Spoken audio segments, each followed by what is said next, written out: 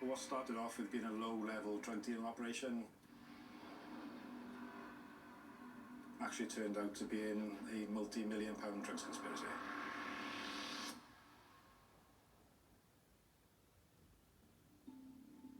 In 2020, Gwent Police's Serious Organised Crime Unit were pleased they had just put a local drugs kingpin behind bars. His name was Josh Billingham. He was responsible for supplying larger quantities of cocaine to people within his gang who were supplying the cocaine in the clubs, pubs and bars throughout Caerphilly and Gwent. What should have been the end of an investigation had turned into the start of a whole new one that was to become one of the biggest Gwent Police had ever run.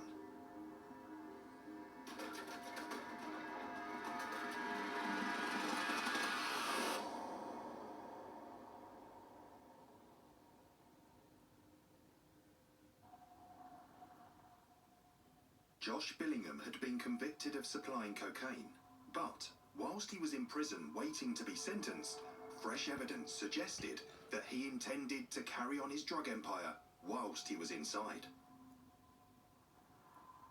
As we were going into Cardiff Crown Court, Joshua Billingham was due to be sentenced. We received some information from our investigating team that they'd continued to supply cocaine whilst they were going through the court processes, and we'd identified a stash house where we suspected there to be large quantities of cocaine. Police secured a warrant to raid the property immediately. It was an unassuming house in Kevin Forest in the middle of the Welsh Valleys.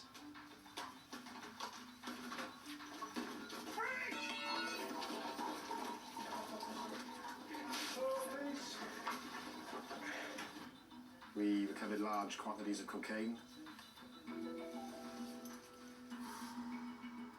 multiple kilograms of cutting agents that are used to mix with the cocaine, 2 hydraulic presses, food blenders that were covered in cocaine residue, mixing bowls, chemical face masks, everything you can imagine that high-level drug dealers would need. Quality is your price. Is a once-in-a-career find.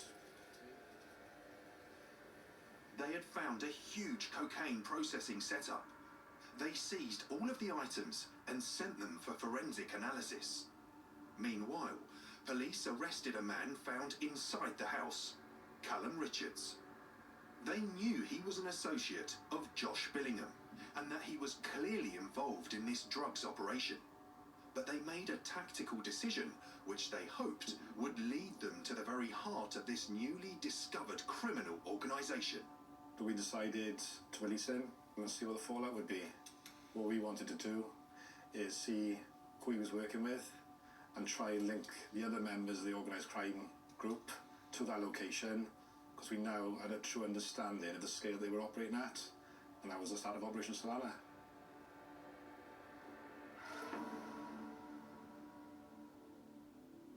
They got their first break when forensic results on the seized items came back. The swab showed the DNA of Billingham and other associates. But, surprisingly, they also confirmed the DNA of someone else. Someone detectives had no idea was involved with Billingham's gang. A man called Amir Khan. He'd been on the run from South Wales Police for 3 years. He was a high-level drug dealer, and he himself was involved in the wholesale distribution of cocaine throughout Wales. Was actually identified then as the upscale supplier to this OCG. With Amir Khan's DNA on one of the face masks recovered at the stash house, there was no doubt. So we've managed to forensically link possibly one of the biggest drug dealers in Wales to this location at that time. This was huge. They now needed to piece together this new hierarchy and gather evidence to see how far the OCG stretched. They started by analysing the phone records of Callum Richards, who they had arrested at the stash house in the valleys. We managed to identify from his Apple Maps that he was making frequent trips to self-storage containers down in Pengham.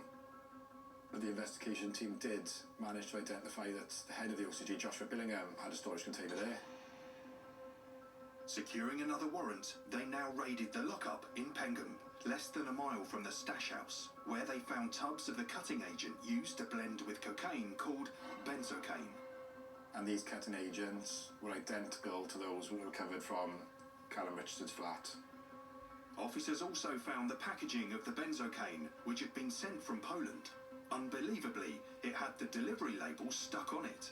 The gang had made another stupid mistake. It actually left the delivery address on the front of the parcel, and that was going to Joshua Billingham's best friend, Josh Collins, who we knew was another member of the OCG. Examining the gang members' financial records gave them another piece of the puzzle. We were able to show that Joshua Billingham had made thousands of pounds worth of payments via PayPal to this company in Poland. He'd purchased 20 kilograms of benzocaine. So ultimately, they're producing 40 kilograms of cocaine, and in 12 months, with a street value of about £4 million. They now had a clearer understanding of the group's structure and how they operated. Billingham ordered the cutting agent from Poland using PayPal. It was sent to Josh Collins' home, where he would then move it to the lockup. It was then being taken to Callum Richards at the stash house in the Valleys. Here, gang members would get kitted up to protect against the fumes and mix the benzocaine with the uncut cocaine using the food blenders. They even found an old clip of home security footage which showed Billingham before he went to prison, together with the second kingpin, Amir Khan.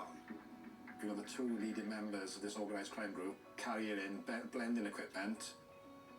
What can he say? Do you mean it was all run for us? Detectives now had all the evidence they needed to charge Amir Khan, and a number of other people found to be working with him. It was time to strike. We had approximately 100 officers throughout South Wales, Gwent and further afield who were going to conduct simultaneous warrants early in the morning and arrest suspects. And one by one, we had every single one of them in. With a little bit of a hiccup with Amir Khan, where he decided to jump out of the bedroom window and go on the run, but he was apprehended quite quickly after that. There was a lot of evidence within his house. It was a rucksack filled with £100,000 in cash, large quantities of cocaine, ecstasy, ketamine. It was a double whammy for us. We'd caught the guy who'd been on a run for a long time, but we were also caught him red-handed with all these drugs at the same time as well. Police had captured a gang selling millions of pounds worth of cocaine, but where was the money? That's the question. They have the gang, but they don't have the money. Find out later how the police tracked down all